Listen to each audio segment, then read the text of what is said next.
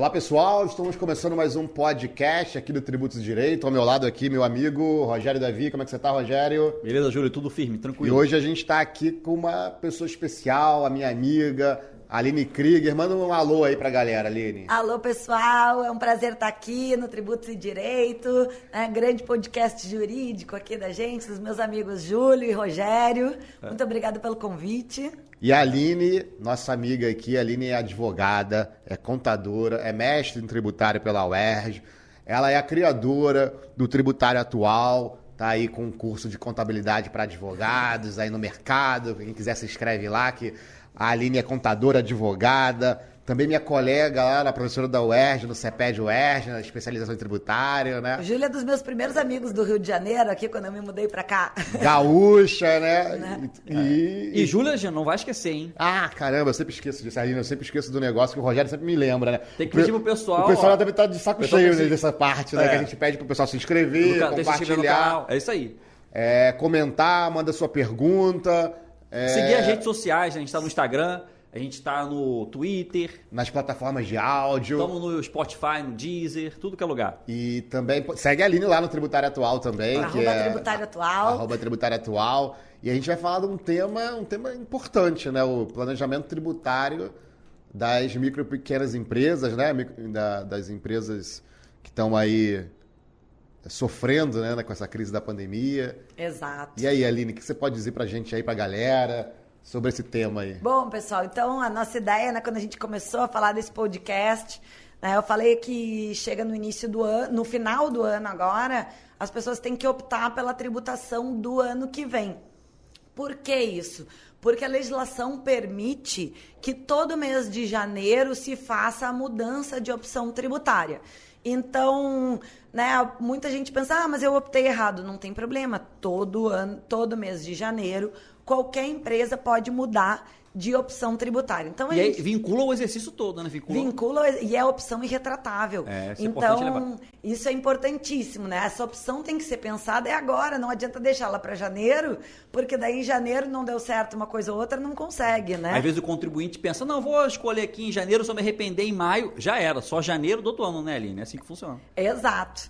E uma dúvida que eu recebo muitas vezes, até esses dias eu participo da Comissão de Direito Tributário ali da OAB da Barra, e a gente estava fazendo uma palestra lá, e o pessoal disse, mas a grande dúvida do pessoal, principalmente dos profissionais liberais, né? Afinal, eu abro ou não abro uma PJ, né? Então, quando a gente pensou nesse podcast, eu disse, olha, quem sabe vamos fazer isso para os menores. Sim. Porque agora, com o retorno da economia, né?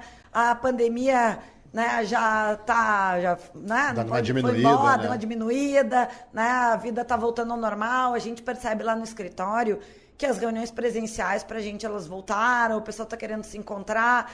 Então, isso vem a reunião presencial, vem o restaurante que tá do lado da reunião presencial, vem o almoço, vem o evento, vem os casamentos, vem os shows. Então, assim, a economia volta a acontecer. E para nós do direito tributário, principalmente a gente da iniciativa privada, né, Rogério? A gente precisa que a economia esteja girando e a coisa esteja acontecendo, porque para as pessoas quererem empreender. E quando elas querem empreender, elas precisam de um tributarista. Ou, para quem acha que não precisa, precisa. E isso é prévio, né? A gente ouve muito nas startups. Uma vez um pessoal de startup disse assim, não, mas tu tem que investir em mim. Eu disse, eu não tenho que investir em ti, tu que tem que investir em mim. Porque como é que vai abrir a empresa sem ter um planejamento tributário? Então, tem que incluir realmente nos custos da abertura de empresa, de fazer esse estudo. E daí chega nessa galera da pessoa física, né? Que às vezes são atividades bastante lucrativas. A gente tem os médicos, a gente tem os dentistas, a gente tem fisioterapeuta, toda essa turma, profissionais da saúde, profissionais liberais, psicólogos, que é uma dúvida muito recorrente que eu vejo. E daí o que acontece? Chega lá em março e abril, eles chegam lá no escritório para fazer o imposto de renda, eles dizem, nossa, mas vou ter que pagar isso tudo? É muito dinheiro. Isso é muito dinheiro, isso é um absurdo, governo ladrão e não sei o quê. Digo, não. Imposto é roubo, né? né? É um horror, vida injusta e tal. O sócio, o governo é meu sócio aqui. Daí, como eu já sei que na época do imposto de renda, tem ali uns 10 minutos que eu tenho que incluir nos meus honorários, eu ficava ouvindo reclamação. Muro de lamentação, né? Muro de lamentação, né, tabela. Mas assim, daí a primeira coisa que eu digo é, primeiro, só tá pagando bastante imposto porque ganhou bastante dinheiro, né? Verdade. Porque não é imposto sobre a renda, se não tiver renda, não tá pagando. Aí já descontrai um pouco. Mas a segunda que eu digo, ó, tu escolheu pagar a pessoa física. Tu podia ter optado por fazer uma empresa, afinal tu cresceu. E no momento que a pessoa cresce, ela pode abrir uma empresa. E que às vezes reduz a carga tributária. Sempre, não é sempre. Então, assim, só que lá em março, a gente está pagando referente ao exercício anterior. Lá em março não tem mais o que fazer. Lá em março tu pode projetar para o ano corrente para ver o ano seguinte. Por quê? Porque a tributação é escolhida em janeiro antes de acontecer. A gente não pode escolher a tributação depois dela acontecer. Então, eu tenho que me programar. Né? Mas olha só, ainda hoje tem gente, porque tem o regime de caixa, né? Que é quando a pessoa física ela tem um livro de apuração e ela vai oferecer, né? Como se fosse ali um. Bota o dinheiro no bolso, paga o tributo, né? O regime de crédito caixa. Não, o é regime que tu é tem diferente. que descontar o que tu gasta com despesas necessárias com o exercício da Sim, tua sim, profissão. as deduções. Isso. As deduções. É porque o regime de caixa para efeitos de lucro presumido, lucro real, é você pagar na emissão da nota ou no efeito caixa, né? Nesse caso aí, na pessoa física, ela tem essa opção. Mas não caiu em desuso, né?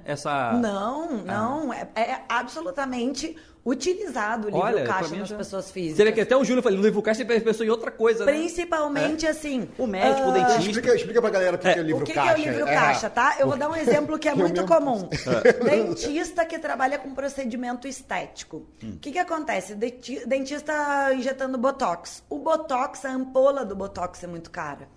Então, o que acontece? Por mais que ele cobre, sei lá, R$1.000 cada colocada de Botox, às vezes ele gasta 800 na ampolinha. Seria o insumo, né? Do trabalho dele. Exato. E daí o que ele tem direito de descontar? Quando é um dentista? Não só a ampolinha, mas assim, tudo que ele gasta com jaleco, quando a gente tem livro caixa, funciona como se fosse uma mini contabilidadezinha da pessoa física. Então, assim, eu sou dentista, eu tenho direito de descontar o aluguel do meu consultório, a luz do meu consultório, quanto eu gastei com luva, com jaleco, com a minha secretária, com os produtos de limpeza do consultório. Se eu gastei um AdSense no Google, posso colocar ali ou já vira uma polêmica ali? Você está querendo mexer com o algoritmo aí, né? Sendo diretamente, isso é propaganda do consultório. Então, assim, o que diz a legislação do imposto de renda? São despesas necessárias ao desenvolvimento da tua profissão. Então, assim, daqui a pouco um procedimento em mim, porque eu tenho que fazer em mim, para daí não, entendeu? Não entra. Então, assim, não existe na Receita Federal o Perguntas e Respostas, que é uma grandíssima ferramenta para quem eu brinco, para quem não quer fazer maracutaia, entendeu? Vai lá e, olha, consulta, né? É super completo. Só que, logicamente, como qualquer legislação, é impossível que se preveja gigante, né? todas as possibilidades. Então, compete ao profissional do direito tributário, seja ele contador ou advogado, a fazer uma interpretação dizendo, e aí? Porque eu acho que eu uso sempre lá no escritório os critérios que o STJ usa para definição de insumo, que é o teste de retirabilidade e de essencialidade. Ou seja, se na dentista ela não tiver ampola de Botox, ela implanta Botox? Ela não implanta Botox. Tu tem que ter o insumo. E segundo, essencial, se ela não tiver a luva, ela consegue implantar Botox? Ela não consegue. Então, assim, isso... Porque, assim, quando a gente... Acredito que o direito tributário, ele não é isolado. Isso é isso, isso é isso, é aquilo. A gente tem que tomar por base, logicamente, a doutrina, mas... pelo que eu vejo na prática, principalmente para quem lida há mais de 20 anos com Receita Federal, afinal, como é que a Receita entende? Né? Porque eu tenho que avisar para o teu cliente, a Receita Federal entende dessa maneira. Ou a PFN, né? Ou então... Porque é quem dá o parecer, né? Que é quem dá o parecer. E daí também, assim, mas o STJ tem decisões favoráveis nesse sentido. Ou então vai dizer, não tem decisão ainda. Né? Cada turma decide de um jeito. Que é perigoso. O teu risco é 50-50. Né? Tu tem chance de ganhar, porque quando a gente classifica o Júlio, que é mais da iniciativa pública, como é que a gente faz análise de risco tributário E eu tô falando aqui, existe uma diferença muito grande de pessoas sérias e pessoas não sérias, né? Existe. As não sérias, isso beira a criminalidade. Então, assim, ninguém tá falando de crime aqui. A gente tá falando de escritórios sérios que fazem um planejamento tributário com o cliente ciente. E daí, o que que a gente diz? Quando a gente apresenta, ó, é assim, tô revisando a tua tributação. Daí tu diz, ó, isso aqui, a auditoria tem 3 classificações, que é provável, improvável e possível, tá? Isso é classificação de auditoria, regulamentado em CPC, que são os comitês de pronunciamento contábil.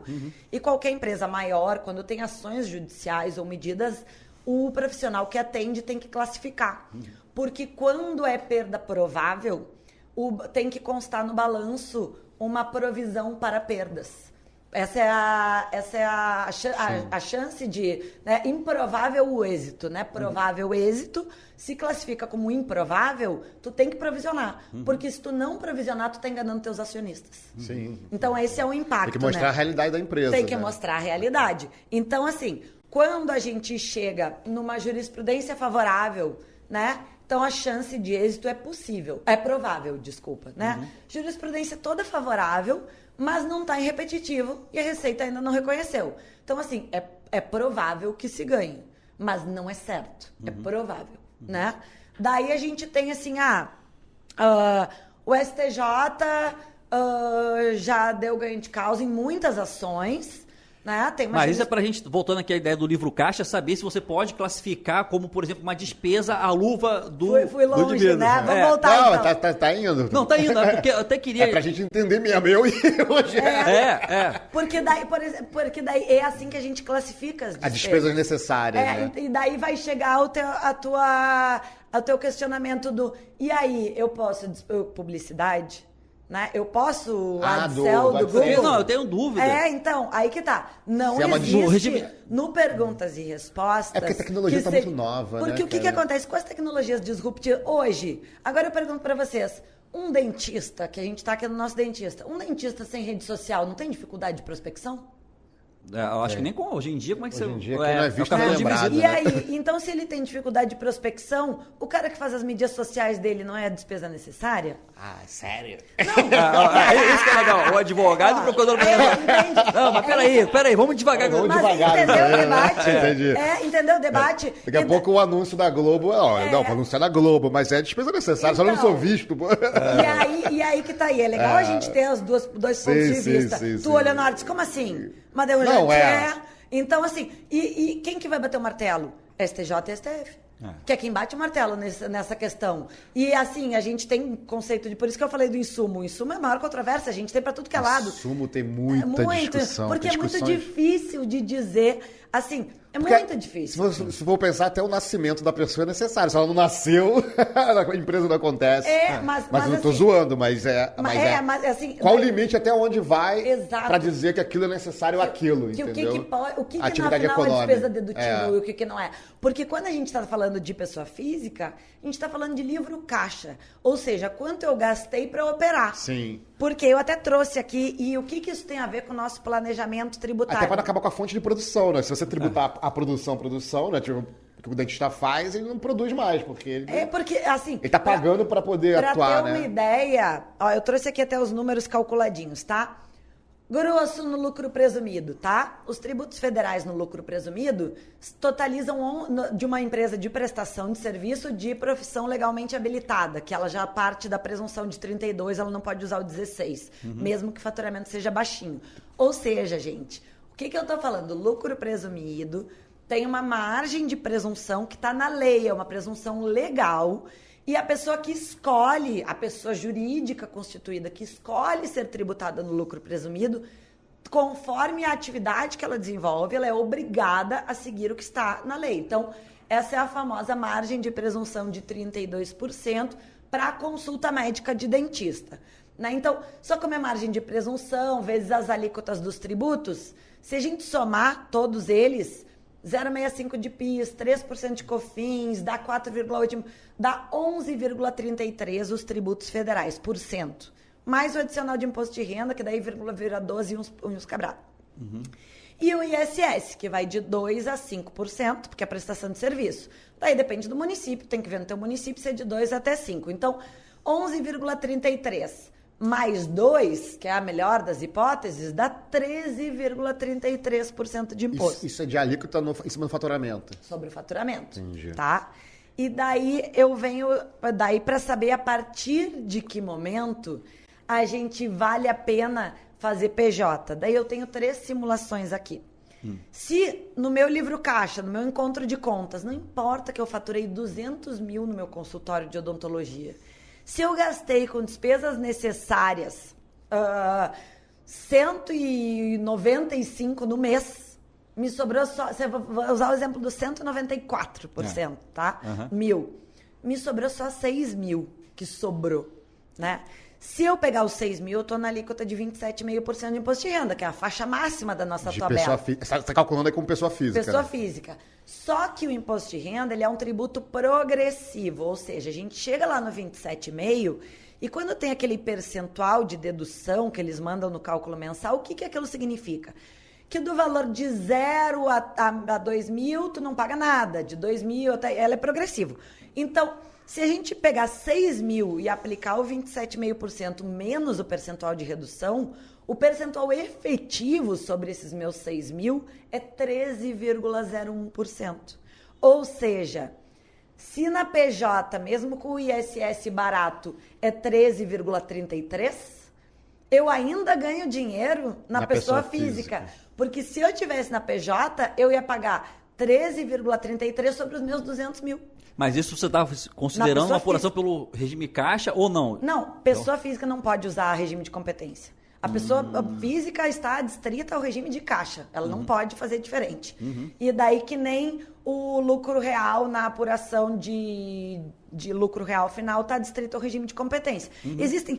Porque quando a gente, até para quebrar o paradigma do Júlio, que muitas vezes acha que o empresário, e tem muita gente realmente que tem uma postura que não é correta, o que eu estou analisando aqui? Dentro dos estritos limites da lei. Então, assim, eu tenho dentro dos estritos limites da lei a possibilidade de fazer conta. Então, eu posso fazer conta. Porque não, é claro, não, para escolher o regime, você faz a conta. Olha, mais vantajoso. Esse lucro presumido é melhor para mim do que o lucro real, por exemplo. Né? E muita gente diz, mas a partir de quanto que eu faturo? Eu disse, não importa, gente, quanto fatura. É quanto que sobra.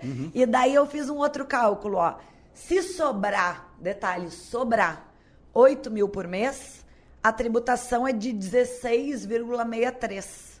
Então, 16 já está mais caro. Se sobrar 10 mil, daí a gente tem uma tributação de 18,80. Ou seja, se está sobrando mais do que 10 mil por mês, tá na hora de contratar um tributarista, abre uma empresa. Ah, você tá falando assim, uma pessoa física que começa a trabalhar sozinha, assim, tipo um tipo assim, tem uma receita que ela falou. Mas essas atividades são eminentemente autônomas. Só que tu começa a crescer e faturar, aí daí tu tem que ter uma secretária, tu começa a ter uma estrutura empresarial. Sim. Só que tu pode escolher não constituir uma pessoa jurídica. Pode. Né? E quero uma pessoa física. E acontece muitas vezes... Eu até tava... É igual professor de faculdade. Faculdade não, porque as faculdades existem, mas professor de cursinho qualquer que vai vender por aí. Eu quero dar aula. Né? Existe eu tenho mais controvérsia um pouco, porque tu tens que ter um substrato negocial de ter uma PJ. Porque é daí que surgem os casos famosos do Luiz Felipe Scolari, Guga Kirten e tal. A lei permite, né? Abrir uma empresa. Não, mas aí que tá. Mas vai ter um limite. A interpretação da receita é conforme o substrato negocial. Então, lógico, por que eles não vão nos professores? Porque a gente, como professor, é pobre, né? Então, assim, eles preferem nos maiores. A briga é com o Neymar, mas se os casos quiserem grandes, vir em cima da gente que dá aula assim por 200 pila. R$200 a hora, né? Poxa, 300 chorando ali. Então, assim... né, professor no Brasil, infelizmente, não é valorizado, no mundo. Infelizmente. Mas, digamos que a gente fosse um atleta de alto nível, né? É o mesmo caso. E aí vem a questão, eu tenho uma estrutura empresarial ou eu não tenho uma estrutura empresarial? Então, eu tenho minhas dúvidas, até jogando contra os clientes, né? Mas a gente, quando analisa, acho que a ideia aqui, a gente não é analisar só... É a gente falar a verdade, né? Então, não, aqui é academia. Aqui a gente pode... É o que é, então, o que é. Uma coisa é eu atuação. simplesmente abrir uma PJ para pagar menos tributo.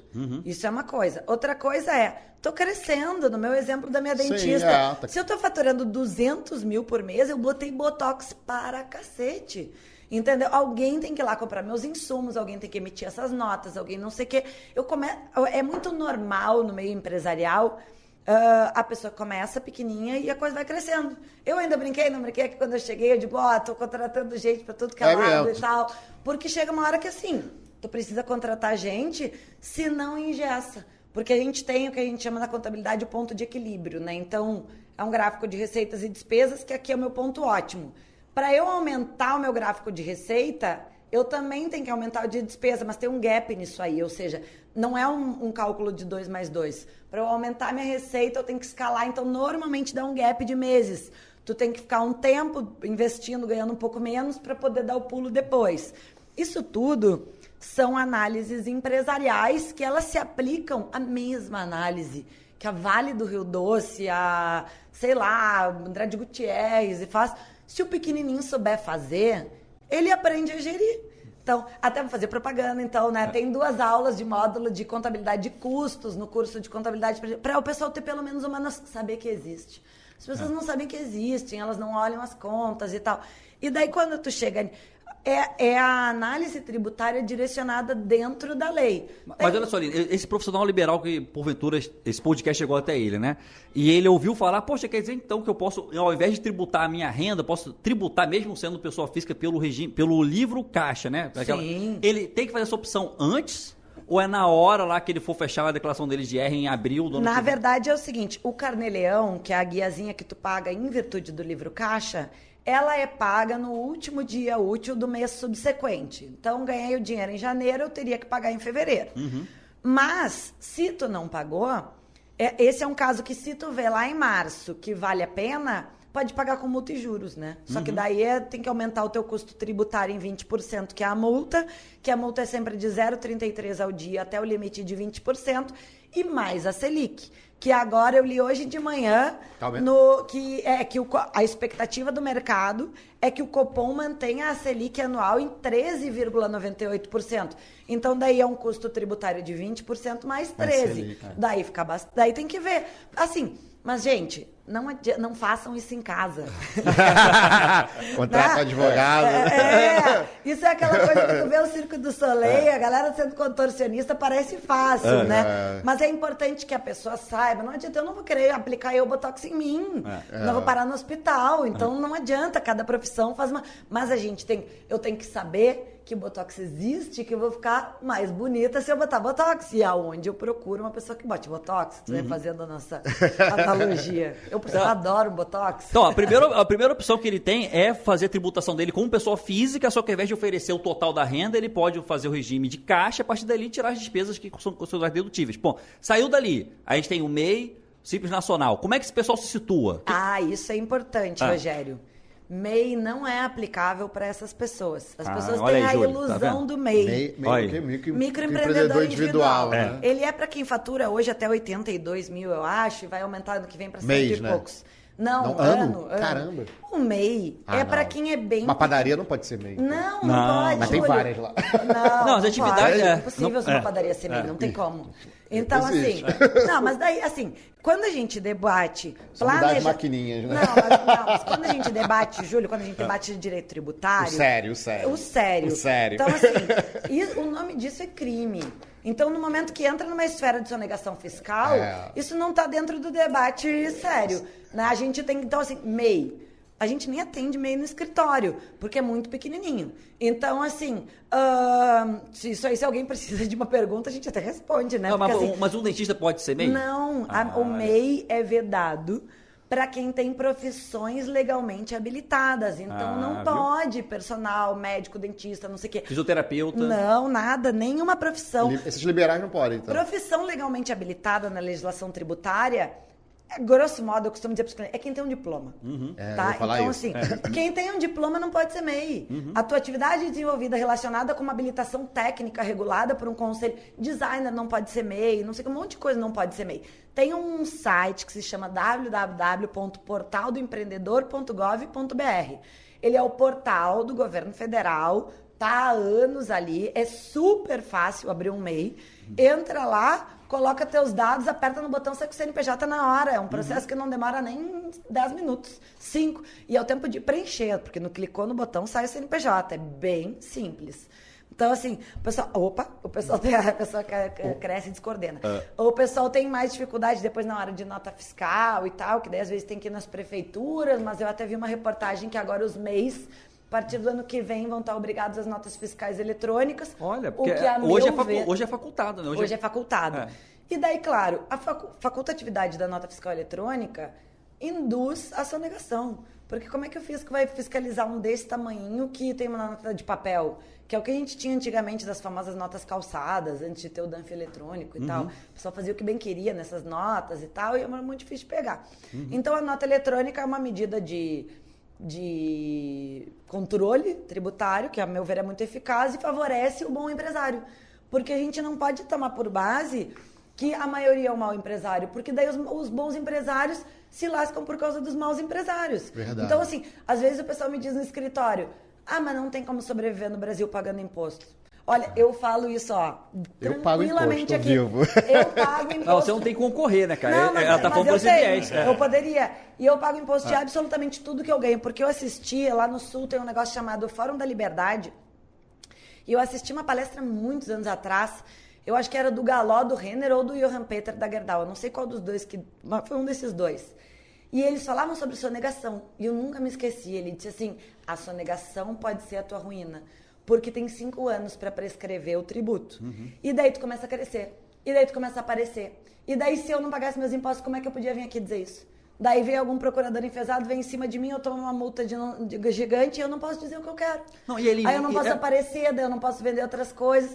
Então, assim, a sonegação ela é uma faca de 2 gumes. E com essa coisa das redes sociais que deram vozes a milhares de imbecis, né? O Júlio mesmo uma vez falou que viu um camarada da internet falando, não pague para usar o dinheiro do imposto para poder... Não pagar meu imposto É tipo pegar um empréstimo do governo, eu não pago o imposto. O cara ensinando isso na rede social. Mas daí compete a Polícia Federal em cima dele, porque isso é incitação à sonegação. Nem sei se isso tem uma tipicidade penal, mas deve ter. Tem incitação ao crime, né? Incitação ao crime, né? Então, assim, né? Porque daí, a meu ver, é incitação ao crime. Sim. Né? Não posso dizer isso. Eu posso, claro, dentro de uma reunião, olhar para o meu cliente e ele dizer, Aline, não tenho dinheiro. E que nem já aconteceu 1000 vezes na pandemia, então, meu Deus, né? Faz parte da economia em crise, chegou um momento que o André, meu marido, ele olhou e disse assim, Aline, acho que tu nem é mais advogado, tu é psicóloga, né? Porque o pessoal ligava às 11 da noite chorando, com as empresas desfazendo lugares montados com todo amor e carinho há muito tempo, e eu dizendo, vai pra casa, vai pro home office, diminui custo. Mas eu montei tudo há pouco, azar, né? Uma obra é bem menos do que tu fatura por mês, desmonta tudo, entrega a sala, depois vê o que vai acontecer. Ainda bem que muita gente já viu, mas muita gente desmontou isso chorando e tal. É que você apega, né? Que imagina, desmonta mas, Júlio, tudo tu montou aqui o podcast, tudo bonito, não sei o que, papá, agora diz, não, agora tu não tem nada. Agora fecha tudo porque... Agora tu vai pra tua casa, fazer um podcast de terno em cima e bermuda embaixo. Ô, Aline, mas é bem que aí esse dentista, ele opta em ser pessoa física não pode, e MEI não pode. MEI não pode. Nosso MEI. Então, dentro desse portal do empreendedor que eu falei, lá tem uma lista de quem pode. Então, pra que é o MEI? O MEI é pro cara da banca de revista, é pro cara que tá começando a empreender. Então, assim, ele é um projeto que eu acho maravilhoso, ele é uns R$50 por mês, uma guiazinha, que inclusive dá direito a auxílio doença, se essa pessoa se quebra e tal. Ou seja, ele pegou toda aquela turma que estava total na informalidade, que não tem condição nenhuma não tem, entendeu? Não tem. E daí, esse pessoal consegue ter acesso a um financiamento bancário, consegue ter acesso a algum direito social, porque eles não tinham nenhum, né? Trabalham como autônomo, pega o cara que vende água na praia, que vende biscoito Globo, o vendedor ambulante. Então, tu dá um pouco de dignidade. Mas no momento que a pessoa cresce um pouco, ela não tem mais direito de estar ali, a meu ver, com toda razão da legislação. E daí, tu chega que nem empresas que faturam acima de 78 milhões, não tem direito a estar no lucro presumido. Por quê? Porque é uma empresa menos fiscalizada. Se tu consegue faturar os 78 milhões no ano, então vai prestar contas para o governo direitinho, né? Que é o lucro real, que é obrigatório acima de 78 milhões.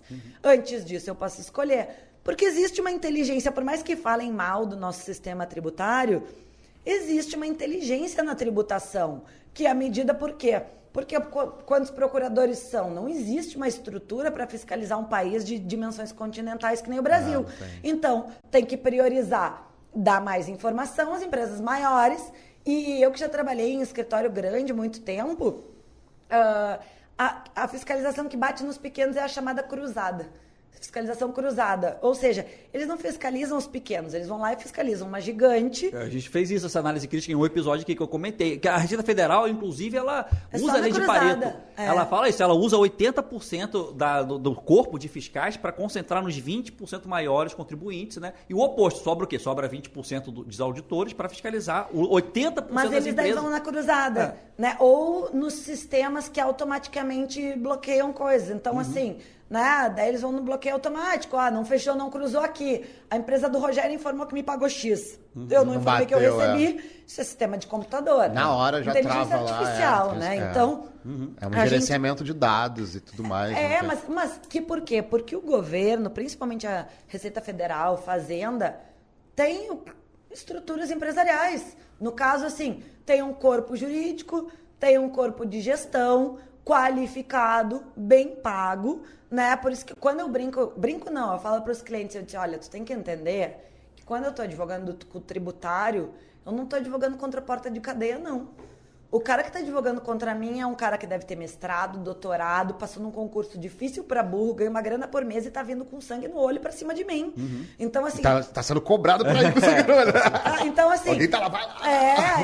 Eu sou muito amiga do Júlio e também de uma outra amiga nossa, que também é procuradora, e quando a gente entrava nos debates no mestrado, né, essa nossa outra amiga, então, ela dizia, mas ele disse um absurdo, a gente não concordava em nada, ela é muito minha amiga, mas não concordava em nada.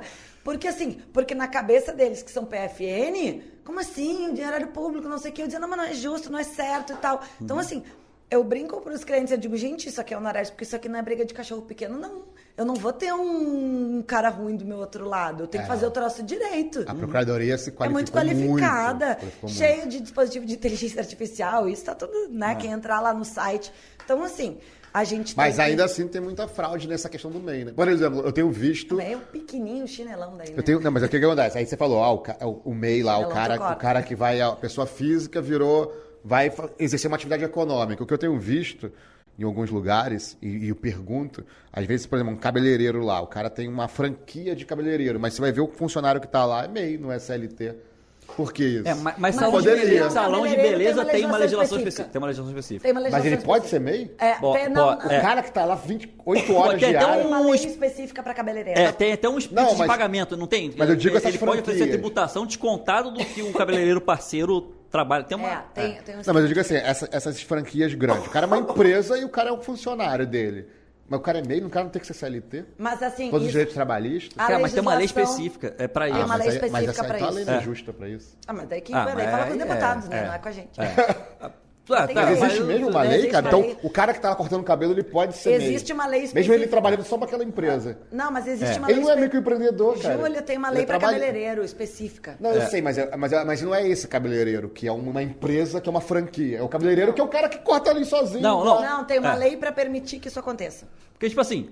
Em salão de beleza, por exemplo, salão específico. Às vezes o dono do salão, e tem o cabeleireiro ali, o dono do salão subloca a cadeira. Aí ele fala o seguinte, estrutura. É R$50 o corte, 25 é desse profissional, 25 é desse profissional. Em vez da tributação incidir sobre 50 e depois incidir aqui, ele divide e paga em cima de 25, entendeu? Mas não nessas franquias gigantes, de cabeleireiro aí, tipo, não vou falar mas a lei é pra todo mundo, a lei é... mas aí deturpa, né? Eu já entendi isso aí. Isso é o cara... Mas entendeu, Júlio? A ideia é o split aí... O grande usou uma previsão que viabilizou a operacionalização do mercado. Porque o que acontece?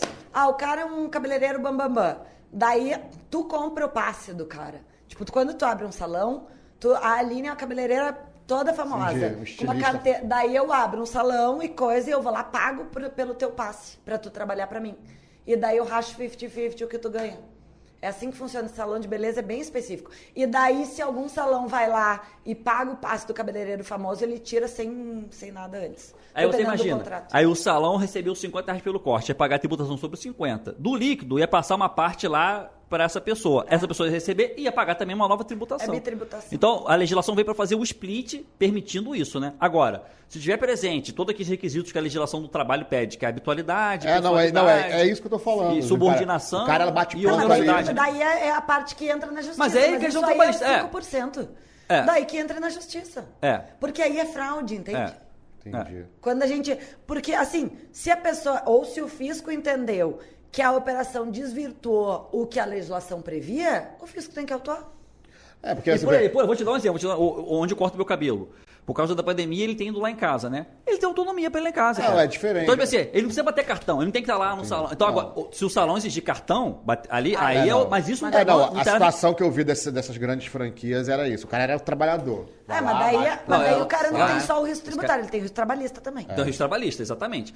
Porque daí esse cara pode pedir férias, pode pedir 13º, pode pedir uma série de outras cara, coisas. você tem férias? Não, a gente faz um acordo ali. Eu falei, caramba, cara, você tá sem direito trabalhista nenhum. E o cara era o trabalhador mesmo. Mas daí, entende?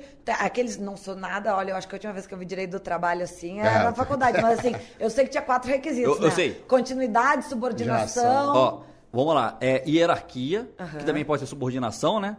Habitualidade, onerosidade.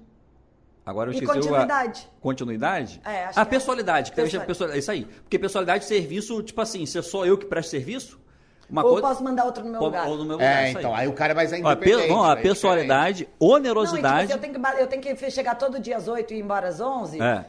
Sei lá. Então, assim, não, tu vem na hora que tu quiser, tu trabalha na hora que tu bem entende. Se o cara pode mandar alguém no lugar dele, não, vai lá no meu lugar cortar ali, nos meus clientes, né? O meu cliente dentro do... é diferente. Ou quando contrata por serviço, eu preciso de 20 escovas. Não, daí o cara traz 10 ajudantes. A lógica é exceção de mão de obra. Você contrata uma empresa que vai te fazer um serviço de vigia. Hoje pode vir um vigia, amanhã pode vir outro, pode vir... A empresa está prestando um serviço. Eu quero que tenha um vigia na porta do meu prédio. Não tem pessoalidade. Agora, quando só vai o cara, ficou doente, não veio ninguém, aí é um indício que tem um vínculo disfarçado de exceção de mão de obra. Mas deixa eu te falar assim, mas esse dentista aí cresceu. Vamos botar nosso exemplo. MEI tá fora. MEI tá fora. Não, ele não pode.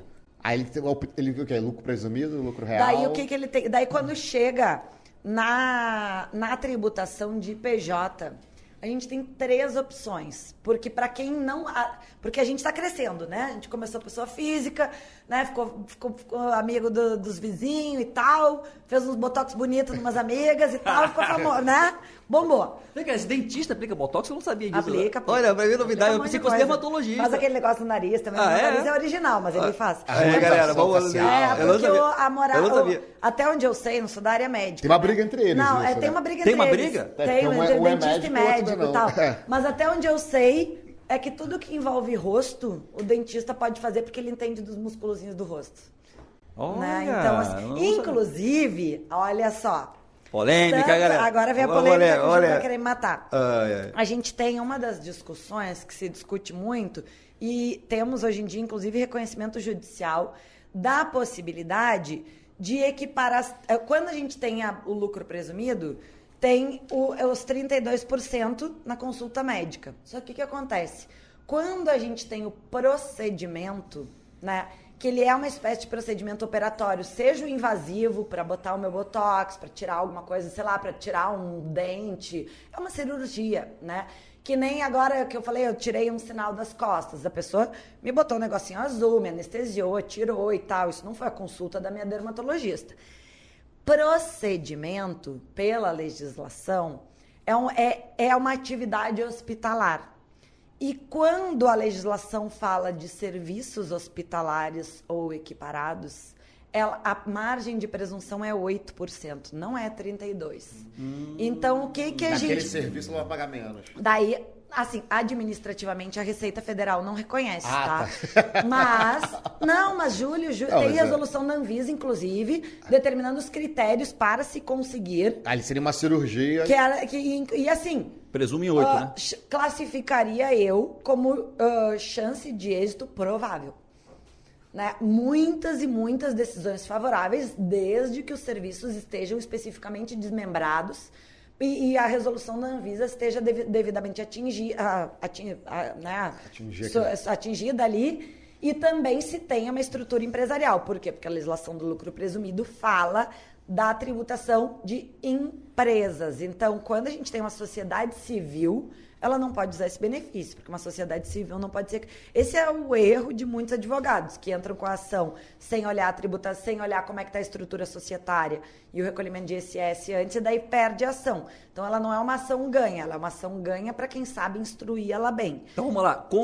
A consulta médica, 32. Procedimento pode ter uma possibilidade de presumir 8. Presumir 8. Daí a tua alíquota final de imposto de renda, que era 4,8%, vira 1,2%. Porque se tu pegar 32%, faz 32 vezes 15%, você chega em 4,8%.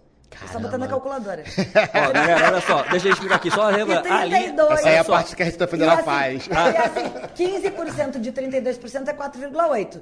E 15, é só botar na calculadora. Daí bota 8 vezes 32%, vai dar 1,2%. Então, assim, tu vai olhar quanto é a tua alíquota final, que é que nem eu vi aqui, o 13%. Por mais que a legislação diga... A efetiva ali, né? Que você vai pagar porque, assim, mesmo. O né? que me importa no final. Afinal, quanto que sai do meu bolso. Assim, e aí, isso vai sair, o que vai sair do seu bolso seria 4, alguma coisa. 4,8%. E se eu conseguir na justiça equiparar os meus procedimentos ao hospital com decisão, ou eliminar ou transitar em julgado, não façam isso em casa de qualquer jeito. Ninguém faz, tá? De administrativo, assim. Tem que ser muito... É burrice fazer sem de qualquer jeito. Vai tomar uma multa gigante. Tem que ser... Porque a multa é de...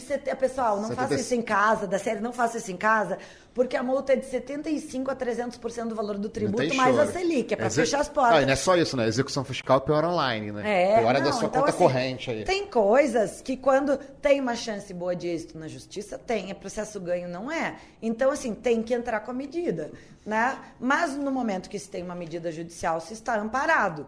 E é uma boa, porque daí... E tudo isso... E aí tá a importância de um bom tributarista.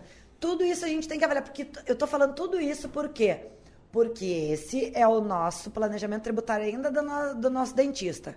Porque eu tô ali, cresci um pouco, mas não tô nem perto de faturar 4 milhões e 800, que é o meu teto do Simples. Porque 4 milhões e 800 num consultório de dentista é muita coisa. Daí tu já tá cheio de funcionário e tal. Então daí o que a gente começa? Tem 3 opções.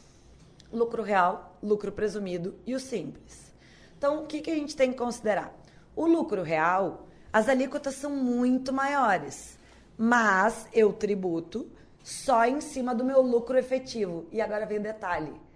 Isso eu estou falando de imposto de renda e contribuição social. Mas PIS e COFINS, as alíquotas são muito maiores, elas totalizam 9,25%, e eu não tenho direito de me creditar de tudo. Então, eu só me credito de aluguel se eu pagar para pessoa jurídica. Se eu aluguei um prédio inteiro, uma casa inteira, para botar meu escritório de odontologia, e o dono da casa é uma pessoa física, eu credito 0. E aí eu... não sabia disso, não. 0. E daí, então, assim, nada. Eu só acredito em energia elétrica, aluguel pago para pessoa jurídica e insumos necessários. Tudo que eu gastar com a galera que trabalha comigo não é insumo para mim. Esse é o problema, Júlio, da não cumulatividade no setor de serviços, porque não tem, né? É quase impossível. Não tem, porque a legislação não deixa tomar crédito de folha de pagamento. Daí, por mais que tu reduz... Tem muitos clientes nossos que o imposto de renda e a contribuição social valeria muito mais a pena estar no lucro real. Muito mais. São empresas que trabalham com uma margem bem baixa, entende? Mesmo assim, daí fatura bastante, consegue ganhar dinheiro. Mas assim, só quando chega no PIS e no COFINS, quando é prestação de serviço, como tu não consegue se creditar na folha de pagamento, impossível, porque a alíquota no lucro presumido, o PIS é 3 e o COFINS é 0,65. Então dá o total de 3,65 sobre o que fatura. O lucro real é 9,25, os dois juntos. Sobre a diferença. Só como eu não posso descontar nada, porque eu sou prestador de serviço e eu não desconto. A gente tem um exemplo muito recente meu ali, um cliente da gente, que é terceirização de serviço de portaria e limpeza. Para tudo, né? Para prédio, para poder público, para grandes eventos e tal. Então, eles têm, acho que são 300 e poucos funcionários. Daí, essa é uma das análises que eu fiz no início do ano. O que acontece? A margem de lucro deles, sei lá, era 8%. Né? Baixa a margem de lucro porque gasta muito com o pessoal. Só quando chegou no PIS e COFINS não tinha direito. Eu até disse, vamos entrar na justiça para dizer que isso é insumo necessário, porque se eu tiro as pessoas eu não tenho negócio. Ele, aí qual é a minha chance? Eu disse, meio a meio. E ele, se eu perder? Eu disse, se perder tá lascado, porque vai ter que pagar 9,25, daí sabe-se lá quantos anos vai demorar o processo judicial. Ele disse, não vou não. Então, assim, a gente tem essas análises, então tem que fazer entre lucro real e lucro presumido. Beleza, as alíquotas do presumido são mais baixas. O que tem que analisar em especial? Mas não deduz... o que tu tem de insumo de PIS e de COFINS, né? Porque a principal análise é dos insumos, não é do lucro. Porque é muito fácil ver lucro, porque está no DRE, né? O DRE é a demonstração do resultado do exercício, do balanço da empresa. Quem não sabe o que é, se inscreve agora no curso de contabilidade para advogados. Até o seguinte, vou fazer propaganda aqui. Até o dia 6 de novembro, as inscrições estão abertas e a gente vai fazer um código de desconto chamado Tributos e Direito. Hoje, tá? Vamos subir hoje já nas redes, hein? Tributos e Direito, aqui, vamos ter um código de 10% de desconto. Ih, aqui, caramba, eu penso vai bombar agora.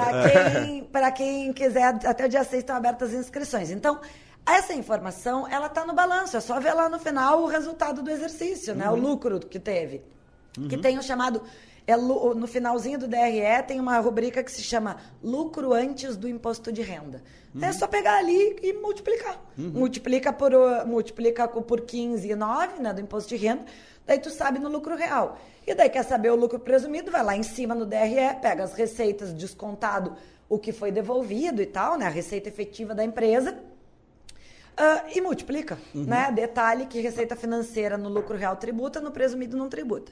E daí vê essa questão de receita financeira também. Mas serviço não é uma coisa assim, não dá pra dizer que tem muita, não tem caixa, né? Não tem como... Tem, sim, tem muita gente que ganha muito dinheiro com o serviço. Não, tem caixa, eu sei, mas não tem, tipo assim, tesouraria, né? Porque às vezes a pessoa jurídica tem, às vezes ali aquele fundo de reserva e tudo, que chega a milhões, cara, milhões, e aí você faz uma tesouraria até pra poder fazer o financeiro. Tem fluxo Agora, de caixa. Um consultório pequeno pode ter um valor, mas não é uma coisa assim gritante. Mas às vezes gastou muito. Se gastou muito, porque está no momento de investir. Porque assim, já aconteceu lá no escritório também. O primeiro ano tu gasta muito, né? Porque daí tu tem que primeiro investir em equipe, contratar mais gente, montar o negócio, comprar cadeira de dentista, comprar isso, comprar aquilo, comprar essas coisas, são caríssimas, né? E daí tu diz, por quanto tempo tu vai ter esse tipo de despesa? Eu vou ter despesa até ali por novembro. Bom, então esse ano tu fica no lucro real e no ano que vem tu muda. Tá tudo dentro da lei. Entende? É só uma questão de inteligência tributária. Eu costumo dizer assim, a minha estagiária ainda brincou, agora mês passado, ela deu risada quando eu postei. Ela disse, nossa, doutora Aline, nunca imaginei que tivesse tanta coisa antes de chegar na justiça. A nossa receita do escritório é 20% de justiça, nem isso. Porque a coisa vem antes, né? Tu não precisa chegar na justiça, analisa direito para pagar do jeito mais barato. Só que a questão é, claro, muitas vezes o pessoal não analisa antes e daí depois tem que ou fazer recuperação, ou reanálise, coisa. Mas dá para fazer isso antes e tem coisas que não dá para mudar. Se eu já optei e perdi aquele benefício lá do início de deduzir minhas despesas com cadeira, com isso, com aquilo. Então, e daí ainda posso pensar, não, mas e o simples? Daí o simples a gente tem que analisar o fator R, que é a razão entre o quanto se gasta com folha e o faturamento da empresa.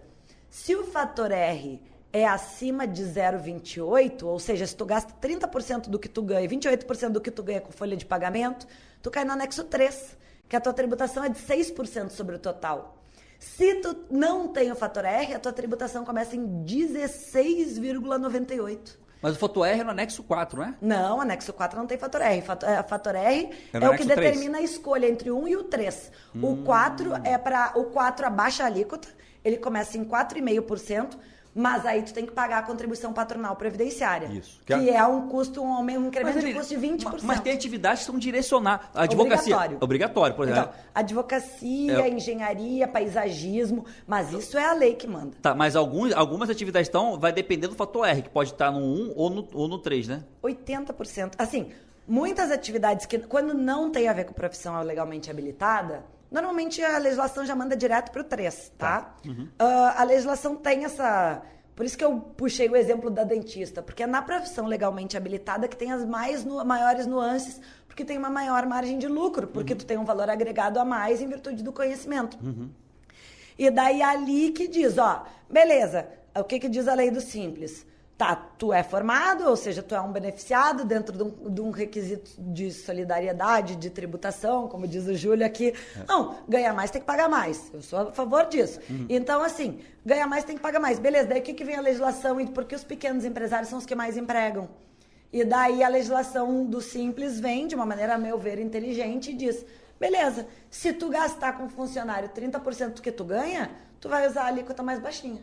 Se tu não gastar, tu vai usar mais alta. E daí o que acontece muitas vezes? A gente orienta que então se contrate mais pessoas, que se tenha uma estrutura mais robusta, o que, ao meu ver, é bom para a economia. Então, assim, olha quantas nuances que eu falei só para a gente responder para um dentista se ele tem que fazer o imposto de renda aquele de março ou de agora. Né? E tudo isso, a gente não chegou na PGFN. Não estamos nem perto de lá. E, Aline, e assim, a Receita aceita total. Ela me dá as escolhas. Ela diz, ó, tu pode escolher. Tu é dentista, ganha fatura 20 mil por mês. Sobrou 6. Escolhe. Tu pode escolher se tu quer ser simples, lucro real, lucro presumido, ou recolher na pessoa física. Pode escolher. Escolhe aí. Então, assim, daí a pessoa tem que escolher. Então, quando a gente chega no passivo tributário, né, o passivo não, na fiscalização que desconstitui uma operação que não é... Isso aí, a meu ver, isso aí é 2% do empresariado. É só para os grandes. É para os grandes. Só que quem que é grande num país onde 50% da população está abaixo da linha da miséria? Quem que é grande? Quem que fatura a ponto de pagar imposto de renda? Os 2 candidatos que estão agora estão propondo aumentar a tabela do imposto de renda que não é corrigida desde 2015 para isentar todo mundo abaixo de 5 ou 6 mil por aí. Ninguém mais vai pagar imposto de renda. O brasileiro não ganha 5 mil por mês. Não ganha. E ainda assim, quando a gente está falando de imposto de renda, mais uma vez a Receita Federal permite escolher. A Receita Federal não, a legislação. Eu posso escolher. E assim, a prova, gente, de que eu posso escolher, isso não tem nada a ver com maracutaia. O sistema tem um quadradinho do lado que te avisa. Tu escolheu a opção mais cara, pega a outra. E a própria declaração de imposto de renda diz lá se quer o presumido ou quer o... Tu escolhe no limite, completa ou simplificado? Completa simplificado. Tu escolhe na hora de preencher. Ele já calcula pra você, né? Mas se tu vai mandar e tu escolheu coisa errada, na hora de clicar no enviar, vem um avisozinho dizendo assim, olha só, você está escolhendo a maneira mais cara de pagar tributos. Não quer trocar? E se tu clicar quero trocar, ele te manda para mais barato. Ou seja, o sistema já faz o planejamento para você, né? Não, é mais ou menos. Desse pequenininho. Mas assim, não, é mais ou menos, mas assim, pelo menos aquele cara que, tem retido na fonte, tá? Eu sou funcionário de uma empresa, eu tenho retido na fonte. Preenche lá quantos filhos tu tem, quanto tu gastou com médico, quanto não gastou não sei o quê, porque daí pelo menos tu vai saber. Porque o que é a sistemática, o sistema simplificado? Pega 20% do que tu ganhou até o limite de 16 mil e uns quebrados. E esse número eu não sei exato, eu sei que é 16 mil, só não sei, acho que é 980 e poucos. São muitos anos, né, gente? 20 anos de tributário. Por isso que eu sei esses números todos de cor. E daí, então, tu pode ainda escolher se tu quer usar o livro caixa, que o livro caixa está condicionado à utilização do modelo completo, tá? Eu não posso pegar o meu livro caixa e oferecer a tributação na sistemática simplificada. Mas só para explicar, o livro caixa é feito no CPF, né? Até então não tem um CNPJ ainda, né? Não, CPF. Do livro caixa. E daí, então, vem mais uma alternativa. Eu posso escolher contabilizar o meu livro caixa, ou eu posso escolher o modelo simplificado, onde eu pego tudo que eu ganhei, ele deduz 20% até o limite de 16 mil e aplica as alíquotas de imposto de renda. Então, se derem essa isenção de 5 mil, pensa comigo. 5 mil mais 20%, né? Então, são 6 mil de renda, né? Porque tu pode usar o modelo simplificado. Quem é que ganha 6 mil por mês? Quantos por cento da população brasileira? 3? 4? Então, assim, né? A gente, infelizmente, e daí a gente chega assim, quem é que sobra naquele cara que fez toda, até já que isso aí é meia dúzia de gato pingado? Né? Na minha opinião. Então, é muito importante. O pequeno e o médio, e por isso a gente quis fazer esse podcast, né? Porque quem precisa, e por muitas vezes é o que muito se discute na advocacia tributária, que aí vem a questão de desigualdade, porque o pequeno e médio não tem dinheiro para pagar o tributarista. Não tem. Então, daí acaba que o que tem mais recursos e mais ganho, acaba que é quem sabe das possibilidades tributárias. Porque olha quanta possibilidade tributária eu dei aqui. Mas aí que tá, você falou um ponto aí que me trouxe uma lembrança, essa questão de você pensar num planejamento tributário por fases, né? Porque às vezes, tipo assim, no primeiro ano faz muito sentido você estar, às vezes, num regime e no ano seguinte não. Eu já visitei um contribuinte, que era uma pessoa jurídica, que tinha até os assessores dele, né? Aí eu perguntando qual o regime da empresa. A empresa, lucro presumido. Aí eu falei, e na DRE, vocês estão com lucro? Não, estamos no prejuízo. Aí na hora, eu buguei, né? Mas peraí, se você está com prejuízo, porque o nome mesmo fala, lucro, era um gringo, né? Lucro, você está presumindo que da sua receita você tem 8% de lucro. Você está no prejuízo e você está no lucro presumido. Aí começou a levantar aquela preguiça do contador, ou inépcia de que orientou, aquela coisa. Então, nem apenas, né, Sim. você ter... É importante que, de alguma maneira, o contribuinte, por si só, tenha um mínimo de conhecimento para poder até ter um raciocínio alguém, né? crítico, né? Claro. Peraí, porque o nome está dizendo lucro presumido. O nome já tinha indústria, está presumindo a existência de lucro, né? O cara não tem lucro nenhum, né? Não tem, estava 2 anos no prejuízo e estava pagando imposto de renda desnecessário. Não, e o que é importante a gente Entendeu? destacar? O que era verdade para mim há 3 meses atrás, não necessariamente vai ser uma verdade daqui a agora. Porque dependendo, fechei um monte de cliente, não sei o que, cresci. Pô, o simples, existe a falácia, gente, do simples. O pessoal acha que tá no simples é a maior maravilha. O simples, da mesma maneira que o imposto de renda, pessoa física, ele é escalonado. À medida do que tu passa da terceira faixa, Já é não mais tá caro tá no simples. já não tá tão bom As assim. pessoas dizem, mas eu quero me manter no simples. Eu digo, meu Deus, por quê? É. Tu tá pagando mais imposto. Então, assim, é muito importante, e por isso que a gente falou agora, é nessa época, porque a opção tributária ela é feita em janeiro. Então, agora tem que parar para calcular, porque é cheio, olha quanta, a gente tá aqui há 1h e tanto falando de variáveis. Não vai conseguir decidir isso uma semana antes da data da opção. É que tem que ter muitos dados, Muita né? informação, muita coisa. Tem que, né, tem profissionais, tem que debater, tem que falar, tem que analisar e tal. Então, assim, né, eu acho que a importância que eu queria muito vir aqui, até principalmente para falar para quem é da Fazenda também, né? Pra gente elucidar que planejamento tributário não necessariamente tem a ver com maracutaia jurídica. Né? É dentro da lei escolher o que... E a gente nem entra na esfera judicial. Como é que a gente procede lá no escritório? A gente primeiro entra, né? Eu digo, a gente faz uma análise. Daí agora é uma época de muitas análises, por isso que eu falei, porque em janeiro que as pessoas vão optar, né? Então, a gente analisa. A primeira coisa eu analiso para o ano seguinte. E daí, depois de analisar a contabilidade, tributos e tal, e a gente ainda olha... Daí que a gente olha para trás. Daí a gente olha, e para trás, tu teria... Eu entendo que tu pagou, talvez errado, X, Y e Z de tributos. Daí tu vai lá e classifica, essas verbas aqui, por exemplo, o que tu gastou com vale transporte, com vale... contribuição patronal sobre vale transporte, né? Um exemplo. STJ já tem decisão favorável. STF nunca se manifestou, não é decisão em 2 turmas e tal... Tem uma chance possível, né? Aí, o que a gente pode fazer? Bom, dá para fazer uma recuperação administrativa, sabendo que se tu for autuado, tu pode perder, né? Ou então, a gente aconselha que tu ingresse em juízo. Entra na justiça. É daqui 5 anos para trás e o que tiver para frente. Aí, se eu perdesse, tu pode escolher, daí, mais uma vez, as escolhas. Olha como é importante. Pode escolher pedir uma liminar para não recolher. Pode escolher pedir uma liminar para depositar. Ou pode escolher não pedir uma liminar, porque tem muita gente que escolhe não pedir. Não quero risco, não quero me incomodar, quero dormir. Por quê? Porque se a liminar cai, tem que recolher em 30 dias, né? Com juros. Então, tem gente que diz, não quero liminar. Entra com o processo aí. E deixa lá, E deixa lá. No dia que decidir, eu ganho a minha bolada e tu ganha a tua, né? Porque eu também tenho a minha parte do escritório de advocacia. Então, assim, são vários... Eu sou apaixonada por direito tributário, porque a gente, na verdade, a gente trabalha com negócios, né? E até esse lance que você falou de entrar na justiça e não pedir liminar e tal, mas estar lá esperando Tá pedindo, é importante, porque se o STF modular, né?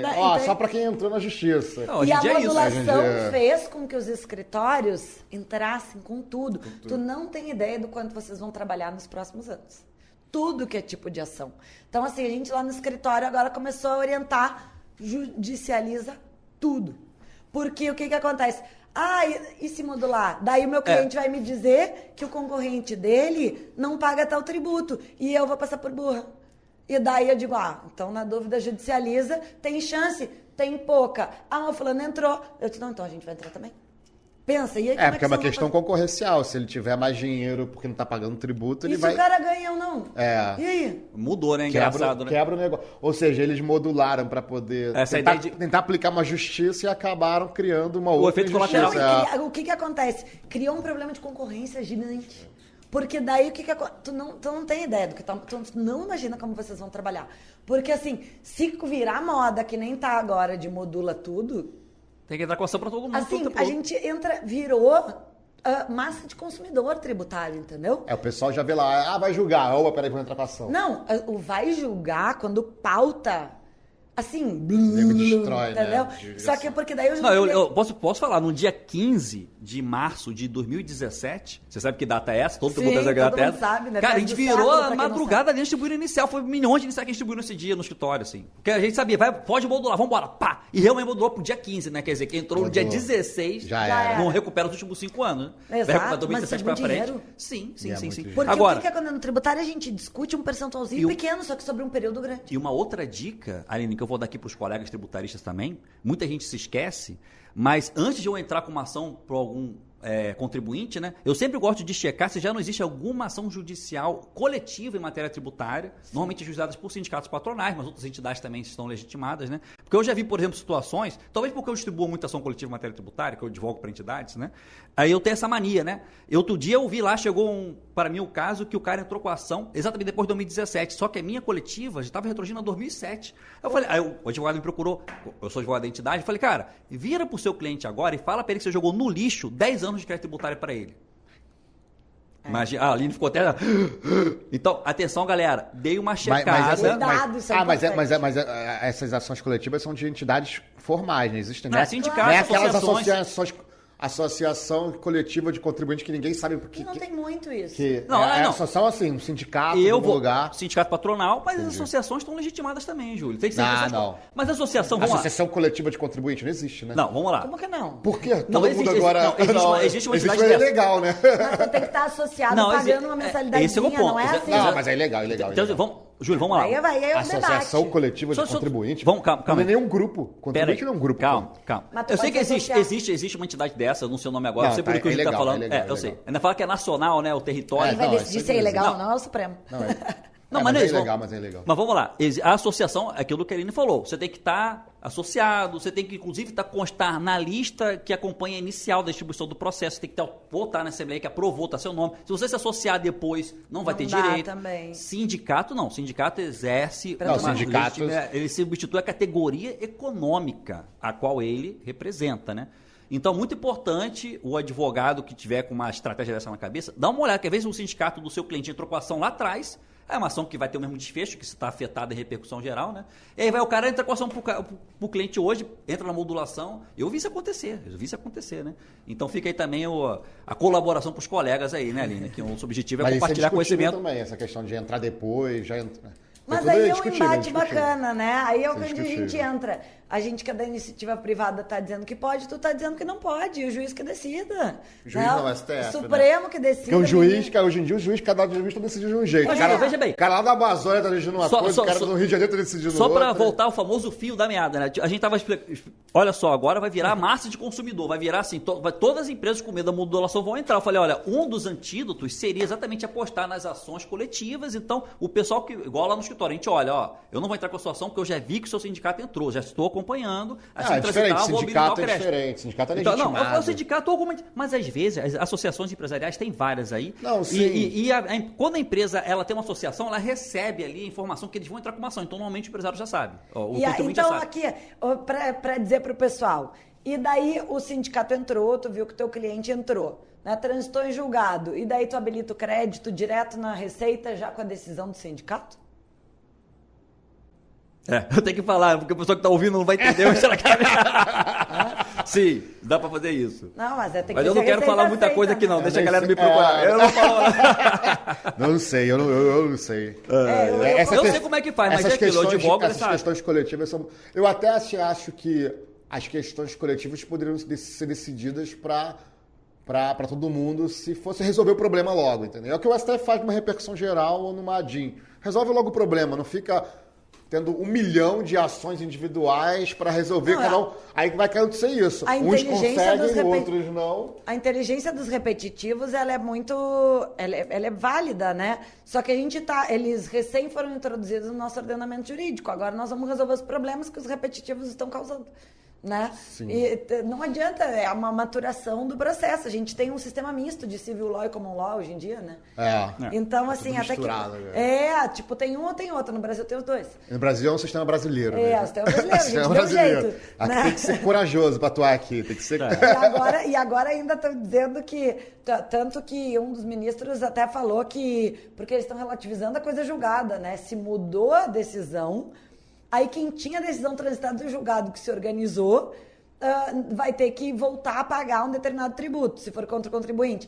Daí um dos ministros levantou, então temos que ter pelo menos a anterioridade disso. Porque tu pensa, tu fez todo um planejamento e as empresas têm uma média de 120 dias para receber, isso é a praxe de mercado. Tu vende hoje e recebe daqui a 120 dias.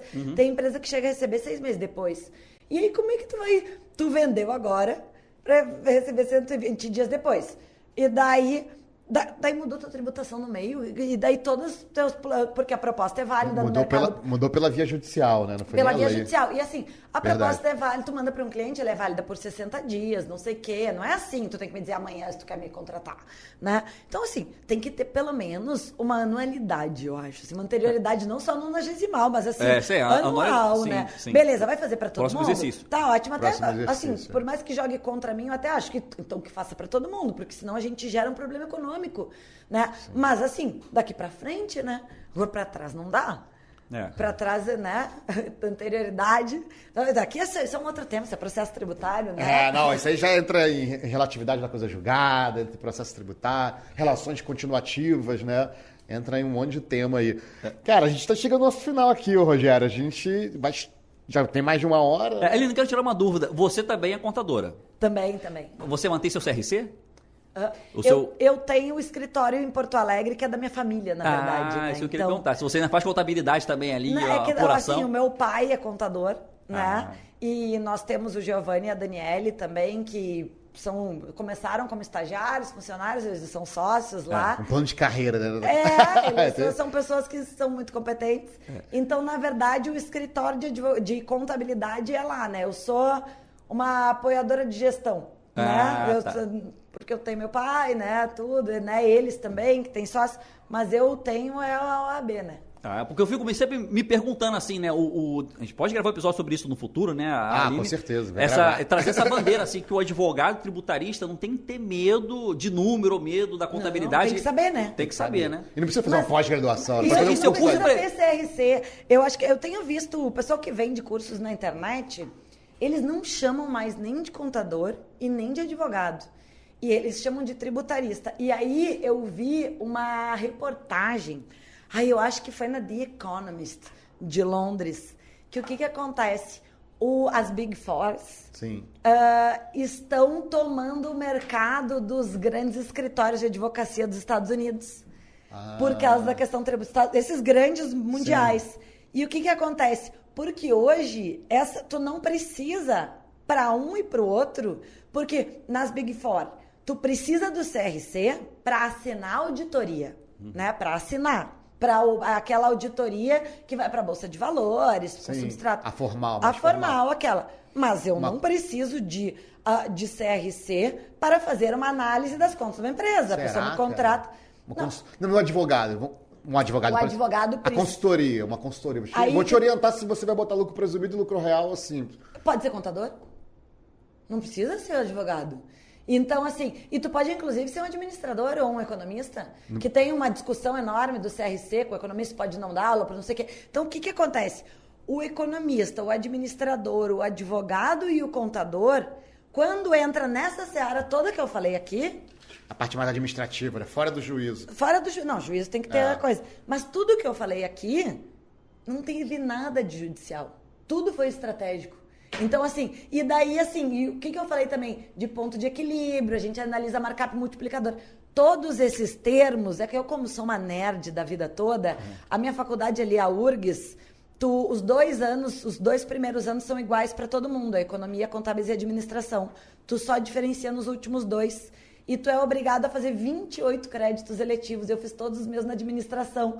Então, se eu pedir reingresso, em 6 meses eu tô formada em administração. Então, acaba que assim, tu usa esses conhecimentos todos e daí é isso que dizia essa reportagem, que o mercado mundial hoje está nesse sentido, de fazer a consultoria, e daí o pessoal está fazendo empresas de consultoria que bota advogado, contador, administrador, economista, porque tem que ter o economista para dizer como é que vai ser o mercado, aplicação, não sei o quê. Faz um pool de serviços e tá botando os escritórios de advocacia de lado. Quer dizer, porque não é atividade privativa da advocacia, né? Fazer Não, planejamento só o tributário. judicial que é privativo da advocacia. Não é. O resto, um consultor pode ser consultor de qualquer coisa. Não. Por exemplo, contratos é mó polêmico, a OAB não deixa. Tem áreas assim, extrajudicial, mas na área tributária. Na área tributária contratos tem escrever um contrato. Mas tu sentar com outro empresário para negociar, tu pode ser administrador? Pode ser. Mas tem atividades assim extrajudiciais que são privativas da advocacia, opinião legal, aquela coisa toda. Não, claro. Mas no tributário, no planejamento tributário, você tem razão. Sabe qual é a minha opinião sobre mercado? É que o advogado que se encerrar em ser advogado, o contador que se encerrar em ser contador e não souber das decisões judiciais, ou o advogado que não sabe como é que funciona lá, ele vai cair fora do mercado. Naturalmente ele vai ser expulso. E assim, e também tem que entender um pouquinho de economia. O mundo é da transdisciplinariedade. Então, tem que entender um pouco de tudo. Tu tem que entender um pouco de tudo. E outra, só não entende quem tem preguiça de entrar na internet, porque a informação está de graça disponível em tudo que é canal. É só a pessoa...